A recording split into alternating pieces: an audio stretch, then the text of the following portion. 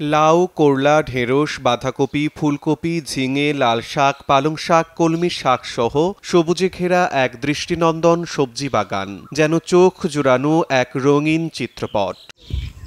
হালকা বাতাসে দুলছে শাক আর সবজি, চারপাশে প্রাণের ছোঁয়া। এই সৌন্দর্যের ঠিকানা ঝিনাইদহের মহেশপুর উপজেলা নির্বাহী কর্মকর্তা খাদিজা আক্তারের সরকারি বাসভবনের সামনে। একসময় ছিল পরিত্যক্ত ময়লা আবর্জনার স্তূপ, এখন সেখানে সারি সারি শাকসবজি। অফিসের ব্যস্ত সময়ের ফাঁকে নিজেই যত্ন নেন বাগানের, পানি দেন, আগাছা তোলেন, ফলনের খোঁজ রাখেন। বাগানটি করেছেন উপজেলার ভূমিহীন, দুস্থ ও অসহায়দের জন্য। প্রতি শুক্রবার সকাল ৯টা থেকে দুপুর ১২টা পর্যন্ত এই বাগান খুলে দেওয়া হয়।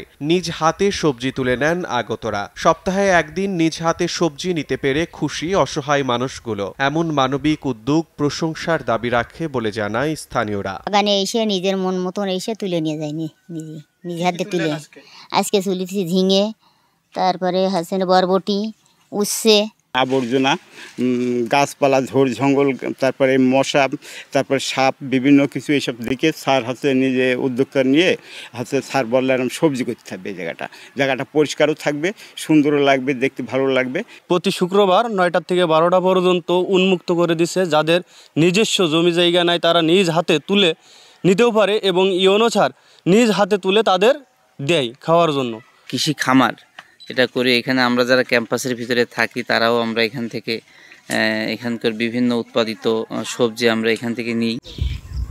যাদের নিজস্ব জমি নেই বা নিজের হাতে সবজি চাষের সুযোগ নেই, তারাও যেন প্রকৃতির কাছাকাছি এসে নিজ হাতে তাজা সবজি তুলে পরিবারের সঙ্গে পরম আনন্দে ও তৃপ্তি সহকারে তা উপভোগ করতে পারেন, এটাই উদ্যোগটির মূল উদ্দেশ্য। এই জায়গাটা হচ্ছে একটা পরিত্যক্ত জায়গা ছিল এবং এখানে বড় বড় ঝোপ ছিল এবং প্রচুর মশা ছিল।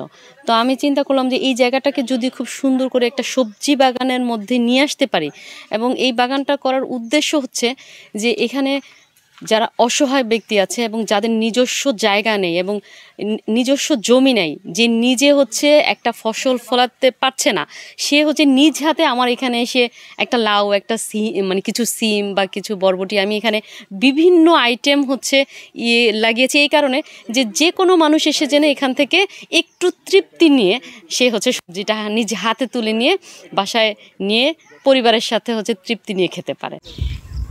সবুজ স্বপ্ন নামে এই সবজি বাগানে ২৫ প্রকার শাকসবজি চাষ করা হচ্ছে।